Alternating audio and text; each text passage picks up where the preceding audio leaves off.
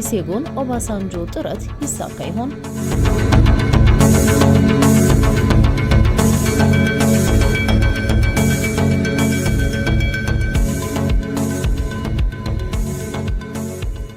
የቀድሞው የናይጄሪያ ፕሬዝዳንትና የፕሪቶሪያው ስምምነት አደራዳሪ ኦሉሴጉን ኦባሳንጆ በፌዴራል መንግስትና በህወሓት መካከል የተፈጠረውን ውጥረት ለማርገብ ሰኞ ነሐሴ 24 ወደ መቀሌ ድንገተኛ ጉብኝት አድርገዋል።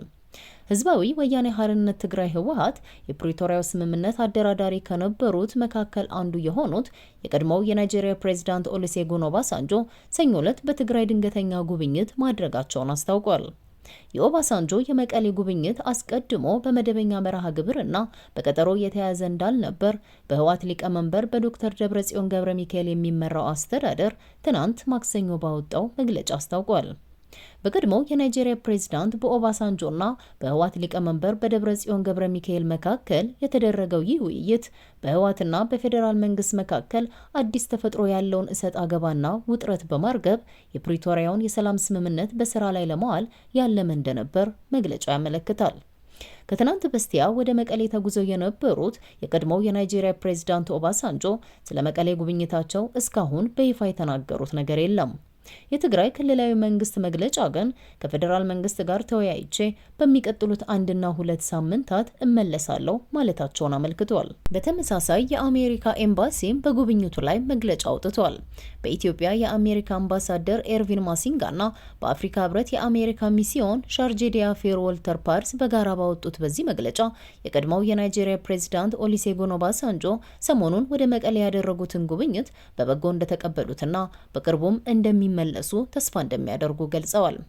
በትግራይ ክልል በፕሪቶሪያው ስምምነት የተገታው ግጭት እንደገና እንዳያንሰራራ ስጋትና ውጥረት ባየለበት በዚህ ወቅት የኦባሳንጆ የአፍሪካ ህብረት ተልዕኮ ወሳኝ መሆኑን መግለጫው አመልክቷል። በተጨማሪም የሁሉም አካላት ትኩረት የድርቅ አደጋን በመቀነስ ተፈናቃዮችን በክብር ወደ ቤታቸው በመመለስና ወደ መደበኛ ህይወታቸው በማስገባት ላይ መሆን እንደሚገባው በመግለጫው ተጠቁሟል። የኢትዮጵያ ህዝብ የወደፊት እጣ ፈንታ ላይ ያተኮሩ ውይይቶችን ከፕሬዝዳንት ኦባሳንጆ ጋር ለመቀጠል ፍላጎት እንዳላቸውም ኤምባሲው በመግለጫው አስታውቋል። በሌላ በኩል ኦባሳንጆ የሚመሩትን የፕሪቶሪያ የሰላም ስምምነት ቡድንን የማዘዝም ሆነ አቅጣጫ የመስጠት ስልጣን የኢትዮጵያ መንግስት እንደሌለውና በየትኛውም መስፈርት ቡድኑን ወደ ትግራይ ሊልክ እንደማይችል ፌዴራል መንግስቱ ሲገልጽ ቢደመጥም በአንጻሩ ኦሉሴጉን ኦባሳንጆ የፌዴራል መንግስት ተላላኪና ዶክተር አብይ ሂድ ሲላቸው የሚሄዱና የሚመጡ መሆናቸውን የሚተቹና የሚወቅሱ ጥቂት የሚባሉ አይደሉም። ይህ በእንዲህ እንዳለ በፌዴራል መንግስቱና በህወሓት መካከል እርቅ ለማውረድና ሰላም ለማስፈን ድርድሮች እንዲካሄዱ የተለያዩ አካላት ጥረት ቢያደርጉም በአንድ በኩል ህወሓት ከፌዴራል መንግስቱ ጋር የሚደረግ ድርድር የለም ሲል፣ በሌላ በኩል ገዢው መንግስት ህወሓት በተደጋጋሚ አደራድሩኝ እያለ እየተማጸነ ነው፣ ሆኖም ድርድሩን ፕሪቶሪያ ላይ ጨርሰናል፣ አሁን የትግበራ ጊዜ ነው በማለቱ የቃላት ጦርነቱ አለፍ ብሎም በአንዳንድ ቦታዎች የተቀሰቀሱት ግጭቶች ውጥረቱን አባብሰውት ቀጥለዋል።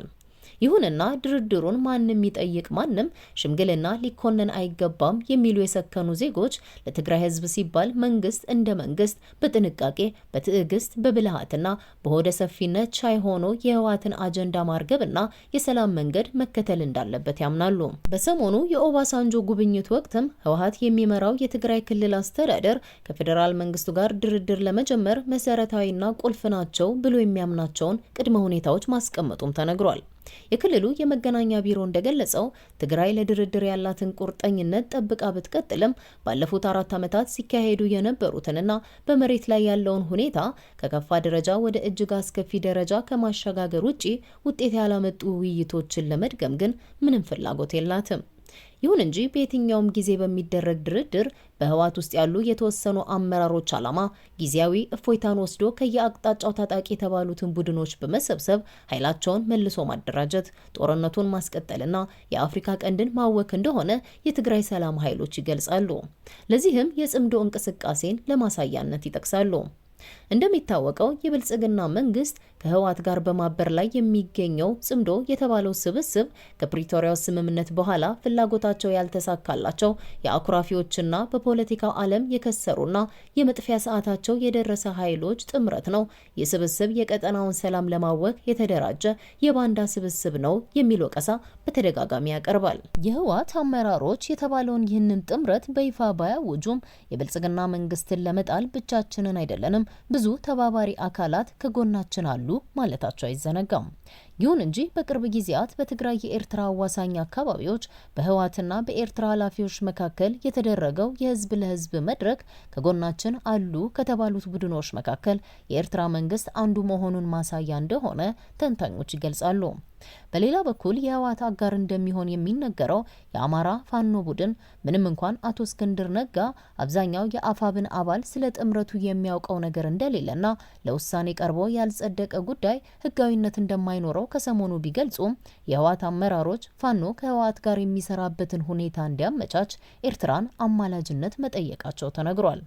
ፖለቲከኛ አንዳርጋቸው ጽጌ እንዳሉት ይህን በህወሓት የቀረበውን አጀንዳ ኤርትራ ለማስፈጸም እንደምትሞክር፣ ሆኖም ህወሓት የራያና የወልቃይትን ጉዳይ የሚያነሳና ቦታውን በጉልበት እቆጣጠራለሁ የሚል ከሆነ ግን የአማራ ፋኖ ይህንን እንደማይቀበልና የማገናኘቱ ስራ ሳይጀመር በፊት መልሱ አይቻልም እንደሚሆን ኤርትራ አሳስባለች። ጉዳዩን አስመልክቶ ህወሓቶች ከቦታ ይገባኛል ጥያቄዎች የበለጠ የህልውና አደጋ የጋረጠብን አገዛዝ ስላለ ይህንን አገዛዝ በመጣል ላይ እንተባበራለን፣ በእነዚህ ቦታዎች ላይ የአንድ ወገን ወታደራዊ እንቅስቃሴና እርምጃ እናደርግም በማለት ለኤርትራ መንግስት ቃል መግባታቸውን መረጃ እንዳላቸው አቶ አንዳርጋቸው ገልጸዋል።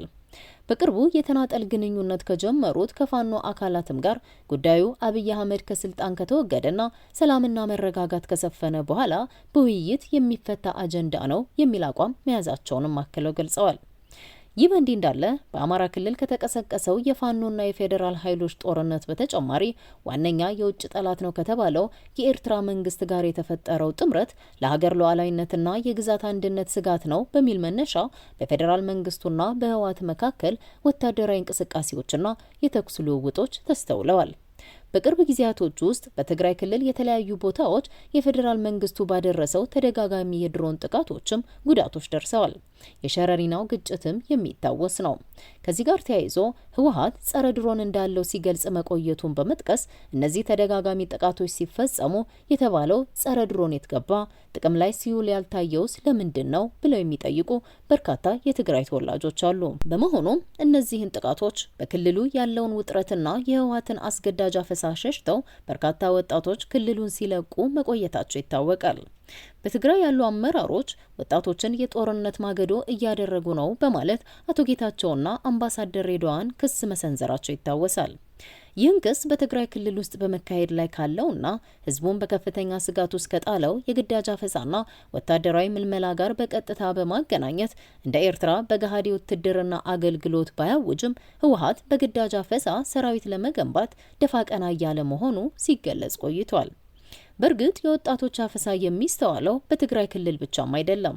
ከቅርብ ጊዜያት ወዲህ በኢትዮጵያ በተለያዩ ክልሎችና ከተሞች ድንገተኛ አፈሳና የወጣቶች ጅምላ እስር እንዳለ መታዘብ ተችሏል። በተለይም በአዲስ አበባ ኤርትራውያንን ጨምሮ በሺዎች የሚገመቱ ወጣቶች ከተለያዩ አካባቢዎች በግዳጅ እንደተወሰዱና እስካሁን ድረስ የት እንዳሉ ያልታወቁና ወደ ቤታቸው ያልተመለሱ ወጣቶች እንዳሉም የተለያዩ ሪፖርቶችና የአይን ምስክሮች መረጃ ያመለክታሉ። በተለይም ከአማራ ክልል የመጡ ወጣቶች ከአዲስ አበባ የተለያዩ አካባቢዎች ታፍሰው በከተማው በሚገኙ ማጎሪያ ቤቶች ውስጥ ደህና የምግብ አቅርቦት በሌለበትና ባልተመቸ ሁኔታ ላይ እንደሚገኙ የወጣቶቹ ቤተሰቦችና የአይን እማኞች ይገልጻሉ። የሆነ ሆኖ በትግራይ ክልል የቀጠለው ውጥረት ለነዋሪዎች አሁንም ስጋት ሆኖ ቀጥሏል። ተጀምሯል የተባለው የድርድር ሂደትም ይዞ የሚመጣው ውጤት በጉጉት ይጠበቃል። ለመሆኑ የቀድሞው የናይጄሪያ ፕሬዝዳንት ኦሉሴጉን ኦባሳንጆ የፌዴራል መንግስትና የትግራይ ክልላዊ መንግስት የገቡበትን እሰጥ አገባ ለመፍታት የጀመሩት የድርድር ግብ ይሳካላቸው ይሆን? አስተያየታችሁን ጻፉልን። ሰላም።